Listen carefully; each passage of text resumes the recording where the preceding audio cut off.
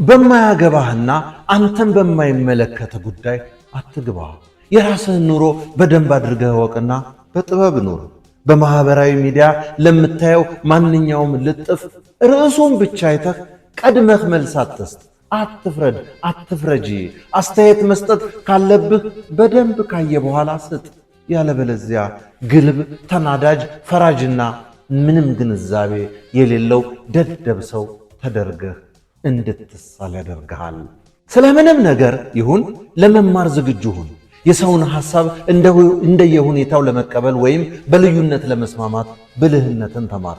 ያንተ አላዋቂነት ድፍረት ለልጅህም እንደሚተላለፍ ወቅ።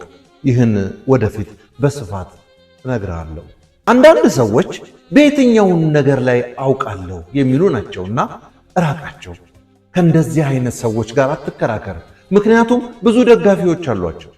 ሰዎች ሁለት አይነት ማይንድ ሴት ወይም ስሪተ አእምሮ ያላቸው እንደሆኑ ተገንዘብ። አንደኞቹ አዳጊ አእምሮ፣ ሌሎቹ ደግሞ ውስን ወይም የተገደበ የውስን አእምሮ ባለቤቶችን በጥበብና በስልጠና ካልሆነ አትቀይራቸውምና ከእነርሱ ጋር ስለ ለውጥ አትከራከር። ራስን ለውጥ። በገንዘብ፣ በሥራ፣ በአካባቢና በጓደኛ የተሻልኩን ለመለወጥ እንቅፋት የሆነብህን ነገሮች ቀድመህ ለውጥ። ልጅ በአጋጣሚ አትውለድ። ከወለድክም ብቸኛው ኃላፊነት ያለብህ አንተ ወላጁ ብቻ እንደሆንክ እመን። ትውልድን በተመለከተ አስተያየት ከመስጠት በፊት ከራስህ ልጅ ጀምር።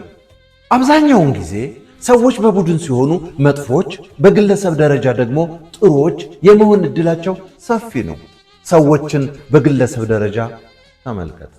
የራስህን ኑሮ በእርጋታ ለመኖር ከሚጠቅሙ ነገሮች አንዱ ግላዊ መሆን ነው። ለዚህም በማህበራዊ ሚዲያ ስለ ግል ሚስጥርህ ስለምታደርገው እያንዳንዱ እንቅስቃሴ እየወጣህ አትለጥፍ፣ አትዘርዝር።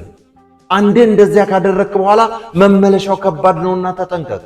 በልጅነት የደረሰብህ ቀውስ በማንኛውም መልኩ አሁን ላለህበት ሕይወት ወሳኝ ነውና ልጅህ ላይ ሌላ ቀውስ ከመፍጠር በፊት እሱን ችግር ለመፍታት ሞክር። በጊዜ ያልተፈታ ቀውስ ኋላ ላይ በአስቀያሚ ሁኔታ ይወጣልና። በተጨማሪም ማህበረሰብ ከቤተሰብ እንደሚመሰረት ሰዎች ደግሞ የቤተሰብ ውጤት መሆናቸውን አውቀህ ቤተሰብህ ላይ ስራ። ራስን መለወጥ ፔጅ ላይ የተገኘ በለጠ ሸቴ ዘሀገረ ኢትዮጵያ እንዳቀረበው